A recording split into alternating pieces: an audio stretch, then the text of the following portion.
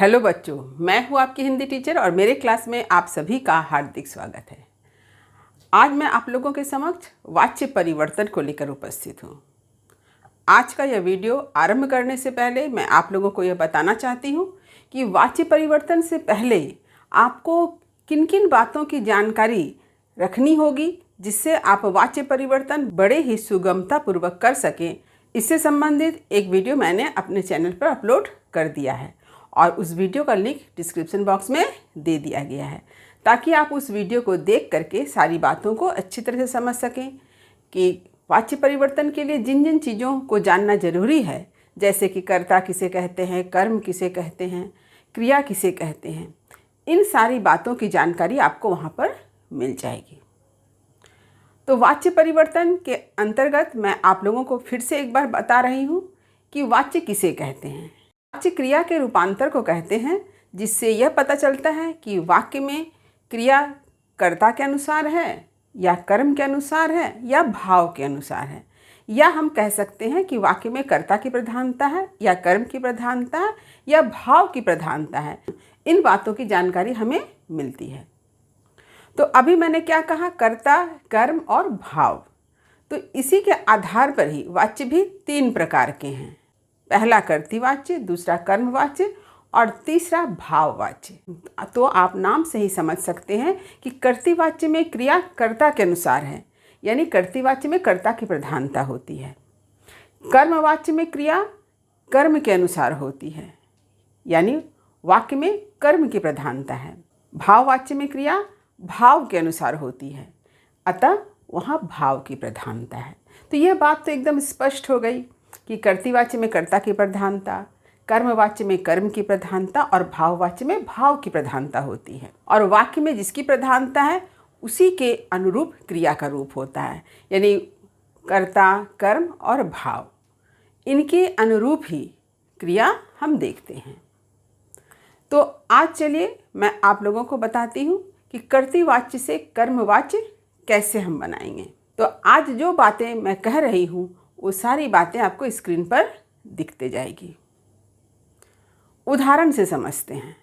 जैसे कर्तृवाच्य का एक उदाहरण, अशोक पुस्तक पढ़ता है।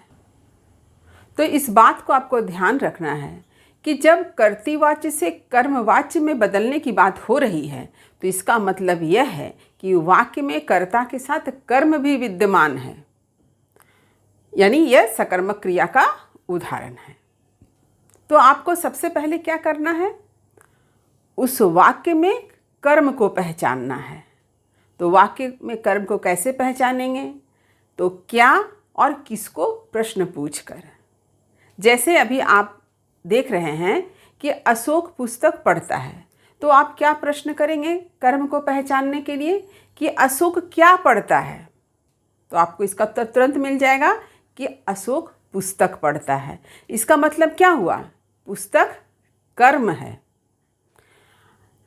इसके बाद आपको ध्यान देना है कि जो पुस्तक कर्म है यह एक वचन है या बहुवचन है। तो आप देखिए पुस्तक क्या है, एक वचन है यहाँ पर। इसके बाद आप ध्यान दीजिए कि पुस्तक शब्द जो है वह स्त्रीलिंग है या पुल्लिंग है। तो पुस्तक स्त्रीलिंग शब्द है। तो इस बात को आपको ध्यान में रखना है कि यहाँ पर क्रिया किसके अनुसार होगी, कर्म के अनुसार से होगी। इसके साथ ही साथ एक और नियम क्या है कि जब आप कर्तृवाच्य को कर्मवाच्य में बदलते हैं तो कर्ता के बाद करण कारक का जो विभक्ति चिन्ह है से, के द्वारा, इसका प्रयोग करते हैं। इसके साथ ही साथ क्रिया के संबंध में एक विशेष बात है कि जा क्रिया का रूपांतरित रूप जो है वह जोड़ा जाता है। अब कर्तृवाच्य को कर्मवाच्य में जब बदलेंगे तो वह वाक्य क्या बनेगा, अशोक के द्वारा पुस्तक पढ़ी जाती है।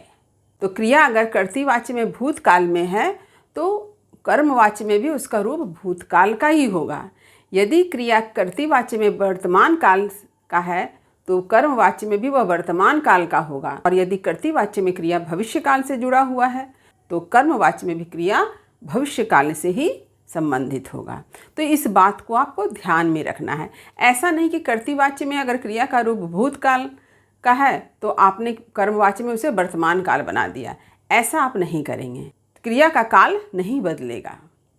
तो इस बात को आपको ध्यान में रखना है।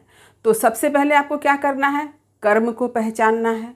इसके बाद कर्म का लिंग वचन को देखना है कि वह स्त्रीलिंग शब्द है या पुल्लिंग शब्द है, वह एक वचन में है या बहुवचन में है।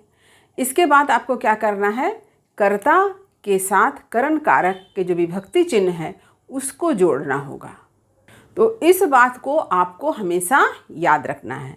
मैंने 2 बार इस नियम को बतला दिया है ताकि आप इसे हमेशा के लिए याद रखें। अब मैं कुछ कर्तृवाच्य का उदाहरण आप लोगों के समक्ष रख रही हूँ और उसे कर्मवाच्य में परिवर्तित करके आपको दिखा रही हूँ।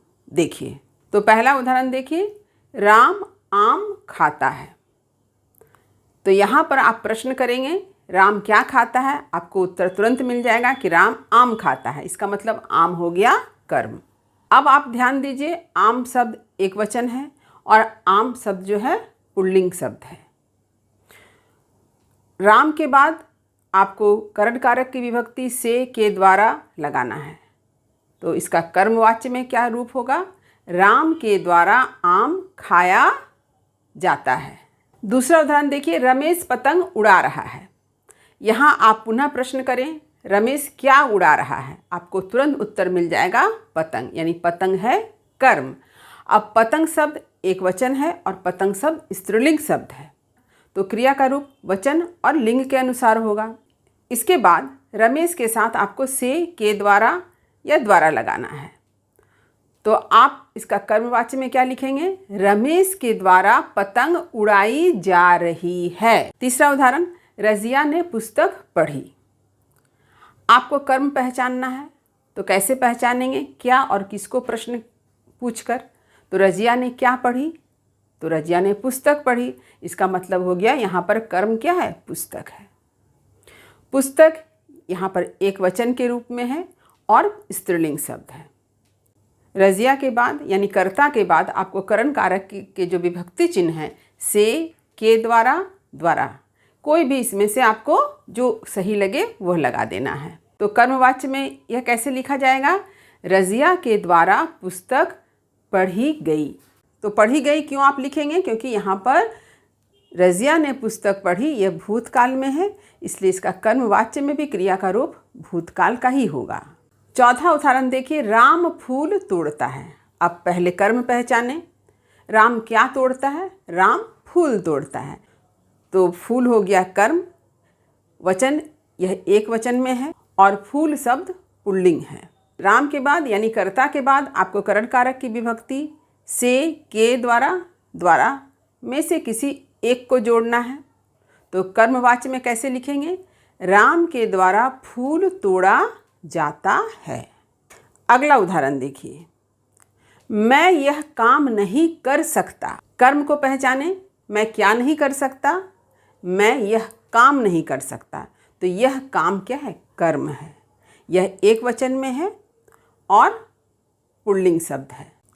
तो यहाँ पर मैं कर्ता के स्थान पर होगा मुझसे। तो कर्मवाच्य में कैसे लिखेंगे, मुझसे यह काम नहीं हो सकता या मुझसे यह काम नहीं किया जा सकता। अगला उदाहरण है, सोहन फुटबॉल नहीं खेलता। सबसे पहले आपको कर्म पहचानना है। तो कैसे पहचानेंगे, सोहन क्या नहीं खेलता। तो आपको उत्तर मिल जाएगा फुटबॉल, यानी फुटबॉल हो गया कर्म। यह एक वचन का शब्द है और स्त्रीलिंग शब्द है। सोहन यानी कर्ता के बाद आपको क्या लगाना है, करण कारक की विभक्ति से के द्वारा या से। अब कर्मवाच्य में से कैसे लिखेंगे, सोहन के द्वारा फुटबॉल नहीं खेली जाती। अगला वाक्य देखिए, सकीना ने कपड़े धोए। कर्म पहचानिए, सकीना ने क्या धोए, उत्तर मिल जाएगा कपड़े। अब कपड़े बहुवचन शब्द है, अगर कपड़ा होता तो एक वचन, कपड़े हैं तो बहुवचन। और कपड़ा शब्द क्या होता है, पुल्लिंग शब्द। सकीना यानी कर्ता के बाद आपको क्या लगाना है, करण कारक की विभक्ति चिन्ह से के द्वारा। तो अब कर्मवाच्य में इसे कैसे लिखेंगे, सकीना के द्वारा कपड़े धोए गए। तो यहाँ पर कपड़े ये बहुवचन में है, इसलिए क्रिया का रूप भी होगा धोए गए। अगला उदाहरण देखिए, बालक पत्र लिखता है। कर्म पहचानना है। बालक क्या लिखता है? बालक पत्र लिखता है। तो यहाँ पर पत्र है कर्म, एक वचन में है और यह पुल्लिंग शब्द है। तो बालक यानी कर्ता के बाद आपको करण कारक के जो विभक्ति चिन्ह है उसका प्रयोग करना है। तो करण कारक के विभक्ति चिन्ह कौन कौन से हैं? से, के द्वारा, द्वारा। तो अब आप इसे कैसे लिखेंगे कर्मवाच्य के रूप में? बालक के द्वारा पत्र लिखा जाता है। देखिए, जा क्रिया का रूप यहाँ पर बदल कर आया है। अगला उदाहरण देखिए, मैं खाना नहीं खाऊंगा। यह खाऊंगा कहने से यह किस काल का वाक्य है? भविष्य काल का। यानी कर्तृवाच्य में अगर भविष्य काल की बात हो रही है तो कर्मवाच्य में भी बात भविष्य काल की होगी। तो यहाँ पर आपको कर्म पहचानना है। मैं क्या नहीं खाऊंगा? तो मैं खाना नहीं खाऊंगा, यानी खाना शब्द हो गया कर्म। यह भी एक वचन में है और यह जो है पुल्लिंग शब्द है। मैं कर्ता के स्थान पर करण कारक का जो विभक्ति चिन्ह है से, के द्वारा या द्वारा में से किसी एक का प्रयोग होगा जो कि सही हो। तो मैं के स्थान पर क्या हो जाएगा? मुझसे खाना नहीं खाया जाएगा। अगला उदाहरण देखिए, बच्चे निबंध लिख रहे हैं। यहाँ पर आपको कर्म पहचानना है कि बच्चे क्या लिख रहे हैं। तो बच्चे निबंध लिख रहे हैं। तो निबंध हो गया कर्म, यह एक वचन में है और पुल्लिंग शब्द है। बच्चे कर्ता है, इसके साथ क्या जोड़ना है आपको? करण कारक के जो विभक्ति चिन्ह है से, के द्वारा या द्वारा। अब आप इसे कर्मवाच्य में कैसे लिखेंगे? बच्चों के द्वारा निबंध लिखा जा रहा है। तो आपने देखा कि जब एक वाक्य को आप कर्तृवाच्य से कर्मवाच्य में बदलते हैं तो आपको कुछ बातों का ध्यान विशेष रूप से रखना होता है। तो सबसे पहले आपको कर्म पहचानना होगा। तो कर्म पहचानने के लिए क्या और किसको से प्रश्न पूछ ले, आपको तुरंत उत्तर मिल जाएगा और जो उत्तर होगा वही होगा कर्म। इसके बाद आपको यह देखना है कि वह एक वचन में है या बहुवचन में है, स्त्रीलिंग है या पुल्लिंग है, क्योंकि आपको क्रिया का रूप जो है इसी के अनुसार से लिखना होगा। अगला नियम जो है वह है कर्ता से संबंधित। ये कर्ता के बाद आपको करण कारक की जो विभक्ति चिन्ह है से, के द्वारा या द्वारा, इसमें से जो सही हो, जो उपयुक्त हो, उसे आप कर्ता के साथ जोड़ दें। शेष जितने सारे शब्द आपके वाक्य में होंगे उसमें कोई परिवर्तन नहीं होगा, क्रिया का रूप बदलेगा, लेकिन अन्य शब्दों में कोई परिवर्तन नहीं होगा। इसे भी आप एक उदाहरण से देख सकते हैं। तो देखिए उदाहरण क्या है। तो उम्मीद करती हूँ कि कर्तृवाच्य से कर्मवाच्य को मैंने जिस तरह से उदाहरणों के माध्यम से समझाया है यह आप अच्छी तरह से समझ गए होंगे। यदि कहीं कुछ समझने में दिक्कत हुई हो तो कमेंट अवश्य करें, वीडियो को लाइक करें, सभी पढ़ने वाले विद्यार्थियों में शेयर करना ना भूलें। और जो बच्चे मेरे चैनल पर नए हैं वे चैनल को सब्सक्राइब जरूर कर लें ताकि आने वाले समय में हर वीडियो का नोटिफिकेशन आपको समय समय पर मिल सके। तब तक पढ़ते रहिए, जीवन में आगे बढ़ते रहिए। मेरी शुभकामनाएं आप सभी बच्चों के साथ है। धन्यवाद।